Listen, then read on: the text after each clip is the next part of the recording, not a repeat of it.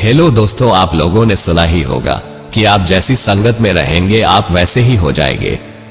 गौतम बुद्ध की इस छोटी सी कहानी से आपको संगति के बारे में बताएंगे। तो चलिए शुरू करते हैं। एक शहर में बहुत अमीर रहता था। उसके पास इतना धन था कि उसे किसी प्रकार की चिंता नहीं थी, लेकिन उसका एकलौता लड़का अपने पिता के धन पर खूब ऐश करता था, जिसके कारण उसके बहुत सारे ऐसे दोस्त बन गए थे जिनकी बुरी आदतों से उस अमीर का लड़का भी घिर गया था। उसके अंदर भी तमाम ऐसी बुरी आदतों का विकास हो गया था, जिससे उसका अमीर पिता बहुत चिंतित रहने लगा था। अब वो अमीर आदमी अपने बेटे की आदतों को सुधारने के लिए हमेशा चिंतित रहने लगा। उसने हर प्रकार से समझाने की कोशिश किया, पर उसका बेटा अपने पिता की बातों को ध्यान ही नहीं देता था।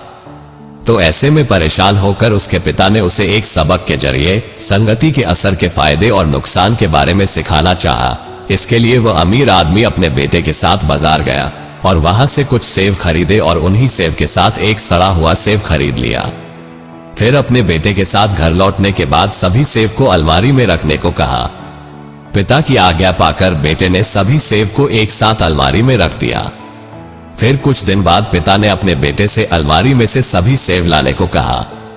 फिर पिता की आज्ञा पाकर वह बेटा अलमारी में से सेब लेने गया और जैसे ही अलमारी खोला तो देखा कि सभी सेब सड़ चुके थे, जिसे देखकर वह बहुत ही हैरान हुआ और सेब के सड़े होने की बात अपने पिता को बताया।